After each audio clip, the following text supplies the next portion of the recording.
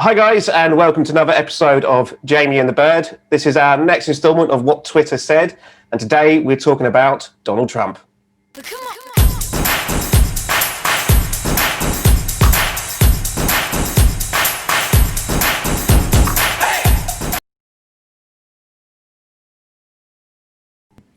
Aye! Welcome back to another episode of Jamie and the Bird and What Twitter Said. I am the Bird, aka Andy, and he is... I'm Jamie.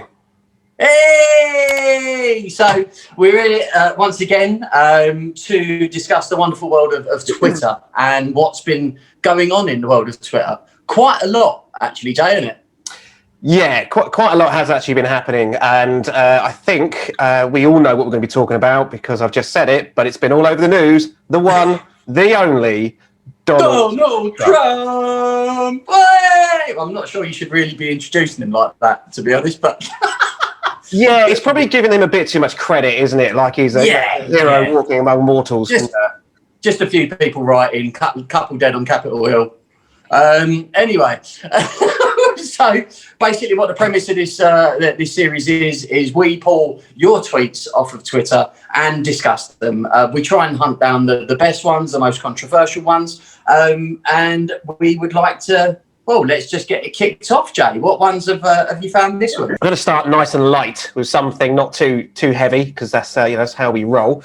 So the first one, I'll put it up on the screen so our many viewers can see it, is from a lovely account called You Should Be Reading. And she says the following: "We can still be friends despite our political views," in quotation marks. No, the fuck we cannot. So this person seems very reasonable. I don't think they have strong opinions either way. I'm sure that they're lovely in real life and totally welcoming of everybody. I mean, this is if you were gonna, if someone said to you, what is Twitter? What does Twitter represent? And how are people in general on Twitter? If you could basically show Twitter with one tweet, I'd probably choose this. Totally agree on that one, mate. Totally agree. No, the fuck we cannot. So if someone has a difficult political view, so on one particular aspect of their thought process, on their life, on how they work, you are going to completely and utterly disregard them. Yes, that is the way to do things on Twitter. You pick your tribe, you defend your tribe, and everyone who is not in your tribe is the enemy and must die. That's basically what it is. The funniest thing after this is when she puts in afterwards, again, in quotation marks, it depends on what the disagreement is. So there's a bit of maneuverability in this. Nope. Those small disagreements are how we ended up with Trump. People thinking right-wing rhetoric is okay as long as no one gets hurt. People think, she's written it, people thinking right-wing rhetoric is okay as long as no one gets hurt. But someone will always get hurt, even if it isn't you. So this is really interesting because this person is basically claiming that they know exactly what is right, exactly what is wrong. Their moral certainty must be absolutely spot on. And there's absolutely no room for doubt in this person's head that maybe people on the other side might have a point. Maybe they're not evil bastards. Maybe no. Stop it, Jamie. Stop thinking like that. That's ridiculous. Am I being reasonable for Twitter here? I think I'm being... No, sorry, I'm not having this. You cannot be that logical and reasonable about this shit. When someone with the name @ChanelHardyPub_ says something like this, then you should believe it. And it is exactly the way that the world should be. Absolutely. But I think rather than giving @ChanelHardyPub_ any more fame for her fucking ridiculous tweet. Yes. What other little gems have you pulled out for us? Right, I think there was actually a response to this, which I absolutely loved, by the way, and it was just 3 simple words. Imagined it delivered in the most deadpan way. That's called intolerance. Oh no! This was the. This is where we've got Sierra. Sierra was above that response. So we can't be friends. There we go. Obviously there are a lot of replies to Sierra, CIERR so Sierra, Kira, whatever, and her name at Kira or Sierra Craw 2. This comment section is so funny because the only people saying that we can be friends with people with different political opinions are straight white people who aren't nearly affected as by politics as much as minorities. What's fascinating about that is how she knows somebody's, sexual. What's the word? Sexual preference.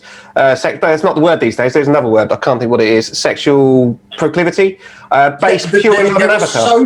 There are so many things wrong with this particular tweet, but I've got to be careful which line I'm going to go down on this. The main one that I'm going to remove out of this is race completely, and not talk about white, black, or anything like that. But how can you sit there and say that white people aren't nearly affected by politics as much as minorities? Politics affects everybody. That's the whole thing. What you're basically saying is that politics affects minorities more negatively than white people. In some instances, yes, maybe it does, but politics affects everyone. Like, I mean, at the end of the day, we're in lockdown within the UK. That's politics. It's not just minorities that are being put in lockdown. It's everybody.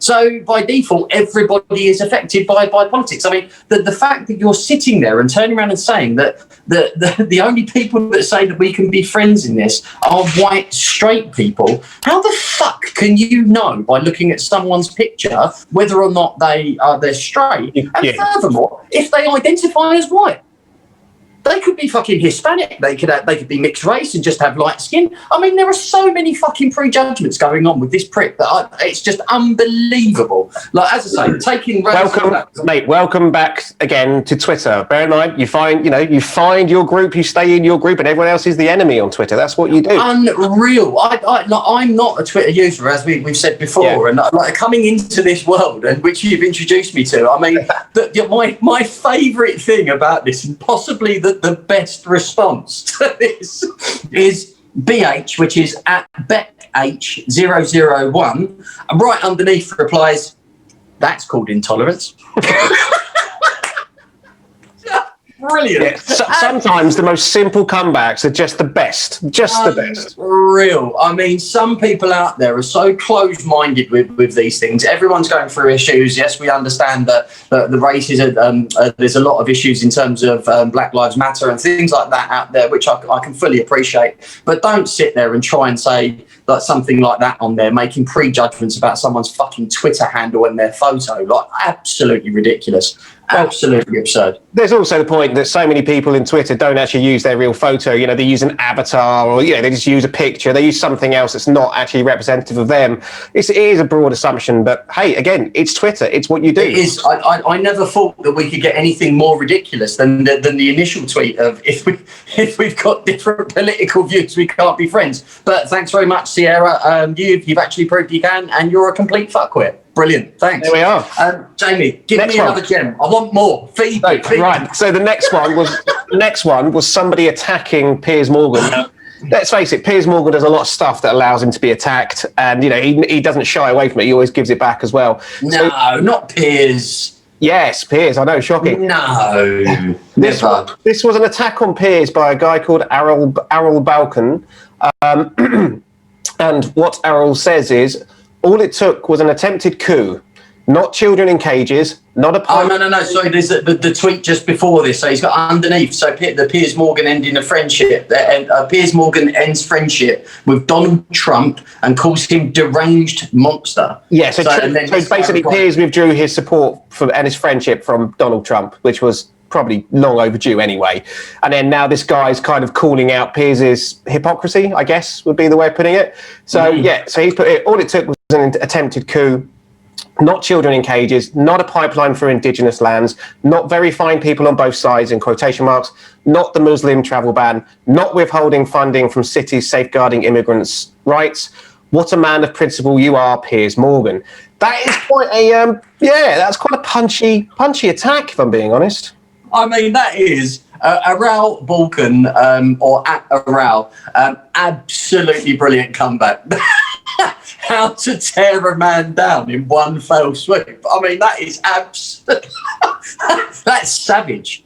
Absolutely savage, but on the money. Like, what the fuck does it take? What does it take people to sit there and how you can sit there and back him? I don't understand how people can sit there and back Trump. It makes it, and if you're famous, it's even more. I think, you know, it's tangling me up. It's more just so I'm just going to be controversial. I think that's what Piers Morgan just does. Yes and no, but Piers does actually.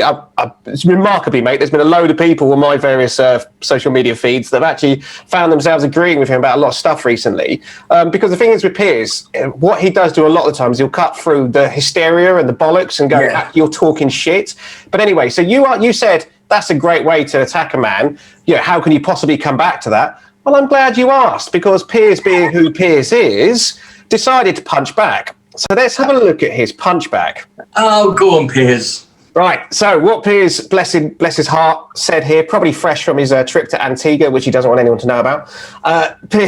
Piers has put here, well, Obama put kids in cages too, and dropped record numbers of bombs, and deported 3 million immigrants, and kept Guantanamo Bay open. So it's interesting what people's moral red lines are with presidents. What? Yeah, but that is such a nonsensical comeback. It's not nonsensical. It's not. That's almost like the archetypal Trump deflection. No. What he's doing is he's drawing a parallel. He's saying, you're criticising Trump for doing these things. Obama did these things, some of these things as well, but he also did other bad things. Unless you criticised Obama back then, you're being a bit of a hypocrite just by criticising Trump now. Yeah, but that's what he's saying. But what the other guy's saying is not he is inadvertently criticising Trump, but what he's turning around and saying is it's taken Trump to do all of these things, and only when he's leaving and people crash into Capitol Hill and a few people died, you go, oh no, now I'm not friends with him anymore. Like, not that you were fucking friends with him anyway. It's not like Piers was popping round for a cup of tea, is it? Like, let's have it right. But the true argument to that is to come back and defend your initial point. What he's actually done is gone deflect. Let's talk about someone else. And there's a term I keep on coming across on Twitter called whataboutism. Whataboutery, yeah, whataboutery. Like, and it's like, okay, so what about him? At the end of the day, absolutely, mate. It's not the best, but this is the thing. It's not the best. It's not the best way of dealing with an argument. But what it has done is it does point out hypocrisy quite well. Bear in mind, this is Twitter. This is Twitter. If you were to respond to every accusation on Twitter, you'd need 1,000 tweets to do it. Because let's face it, most problems have nuance. Most opinions have nuance. Twitter doesn't have nuance. It has no nuance. No, it's good and evil, right or wrong. Yeah, doesn't work. That's it, black or white. Yeah. So this has been possibly my favourite tweet that I found on Twitter. And after this, so we've had the insult to Piers, the Piers response, and then someone comes back with this absolute. You want to read this one, Andy, because I know this is one that you love. It gives me so much joy. Like the thought and intellect that's gone into creating this is just superb. So Selena J, or @of_Selena, comes back. Piers removed the velvet glove he has always wore when tweeting. He liked how the material felt on his hand as he typed important words. Leaning back in his deck chair, he pressed the button to send his thoughts onto the masses. There, he thought, no one would disagree with that. Brilliant. That is absolutely brilliant. That's absolute gold. I mean, brilliant. Just a backhanded, like, just shut up, Piers. But mate, to be fair, it's also just, again, a great way of how Twitter works, isn't it? It's like there's no point in replying to people's attacks because it just goes on forever. This is the artful way to deal with Twitter. If everyone answered like this bird, right, absolutely brilliant. I think we're having a bit of technical difficulty here. My camera seems to be all over the shop, and I see flickering as well, and I don't know quite what's going on. It means our multi-million-pound recording studio has once again let us down. This is it. I mean, the fact that we're going to have a chat with the BBC about this. And get these technical issues sorted. But one thing that I would like to say, that if @of_Selena happens through some absolute miracle to see our video, please take a bow. Take a bow, Selena, because you're an absolute legend. I love you. And remember, Selena, if you haven't subscribed, subscribe. Because if you don't subscribe, we don't survive. This he's got it, and that's the thing, people. If you're sitting there and you're watching this and you like it, then there's a very simple like button down there. Click on that. If you don't like it, click the like button. Anyway, it means nothing. It takes you 2 seconds. Outside of that, remember to subscribe. You've got the little thing down in the corner. Click on that and subscribe, and also click the little bell for the notifications, and then you get notified every time our videos come out. So yeah, there's the little plug. Let's click back into yet another tweet that you have found, Jamie. What gold have you mined? No, mate. This wasn't even about mining gold. This is just where the heavens opened up and gold just poured on your head. Because if you take into account the context of what's happened this week, with everything that's happened on Capitol Hill, it's all circling around Trump. You know, what do? Do you de-escalate the situation? Do you put it to bed?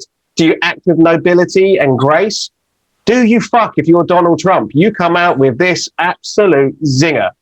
The 75 million great American patriots who voted for me, America first, and make America great again, will have a giant voice long into the future. They will not be disrespected or treated unfairly in any way, shape, or form. And you know he means it because he's put not 1, not 2, but 3 exclamation points at the end. Wow. The guy's unbelievable. Unbelievable. Yeah. Any normal politician, this comes out. The normal politician immediately comes out and goes, look, this is, and washes their hands of it and just goes, this is not what I'm looking for. You are not this is not the American way. This is not the way of our free country, blah, blah, blah, and completely condemns every single person that did that. I mean, people died, for fuck's sake. It's not like it was just like a little bit of a riot and they kicked off with the old bill. But people fucking died. And then there's no, just sitting there going, yes, make America great again with your giant voice. He's inciting this. This is all about, he wants this. This is the whole thing. Yeah, mate. I genuinely do believe that. I mean, people, let's face it, let's be honest, it wasn't a coup. A coup tends to be a bit more successful and a bit more organised than what actually happened. This was a bunch of redneck yahoos turning up because they've been riled up and been fed a load of bullshit. It's not a coup. But at the same time, you have to ask yourself the question, if it had worked, and they had actually taken over, the apparatus of government, would he have gone along with it? Of course he fucking would have. Of course he would. Of course he would. He wants to cause as much trouble as possible. It's like that kid that's getting kicked out of the classroom for being naughty, and as they're walking along, they're just knocking off people's pencil cases and knocking books over, and like go out and then they slam the door behind them. It's like, I'm going to cause as much havoc as I possibly can as I'm going out because I'm pissed off that I'm being sent away. And it's childish. It is literally like a toddler tantrum. Someone said this the other day. That's the way Trump sees the world. He sees it like a child. It's fight. It's fight everyone. Fight everyone who disagrees with you. It's me against everybody. He doesn't look at the world the way a functioning adult human would do. I mean, look, I don't follow that much politics, and certainly with this, the only things that you do see are the ridiculousness that comes out in the press that he said and he's tweeted and he's done all that. I'm sure that behind the scenes there are certain things that he has done well. I'm fairly sure. Like at the end of the day, as a businessman, a pretty poor one at certain points, but he's got at his age learnt a few tricks. And he hasn't started a war. He has not started. He hasn't. And the Kim Jong-un stuff. The stuff with Russia. Mate. Yeah, for the first time in God knows how long, there's friendly relationships between Israel. Is the thing. So I'm sure behind the scenes, it's just the fact that he acts like such a fucking pillock. Like it's just massive fucking bellends. So, have we got anything that can trump Trump? No, we haven't got anything that can trump Trump. But when you've got to look at it and go, let's take everything that's happened again in context. Let's have a look at, what's gone on in the world, what's happened under his presidency. And so, of course, one probably slightly deranged, but also very fact-based individual steps up. And this is MDW831. So that sounds like a real person.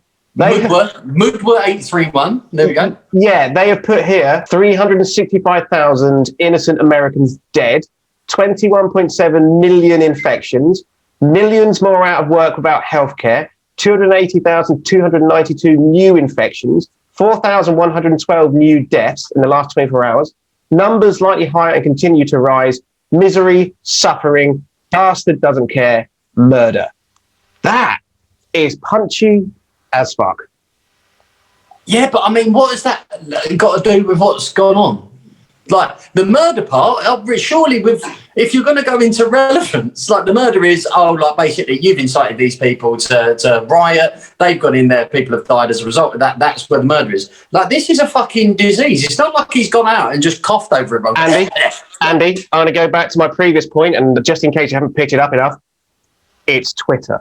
It makes no sense. Mate, what is wrong with people? How can you sit there and call a president, like if someone's going out for war and stuff like that, like you're talking about Barack Obama with the number of bombs that were dropped, and if you talk even with Churchill, for instance, like the amount of people that were sent to their death during World War II and those kind of things, like that can be considered murder because you are actively sending people to die. You know they're going to die. Like with this, fair enough, yes, we know that people are going to die with it, but it's kind of uncontrollable. Like there's no, like the difference is going to be, okay, maybe 4,000 people don't die, but 2,000 people do. Like it's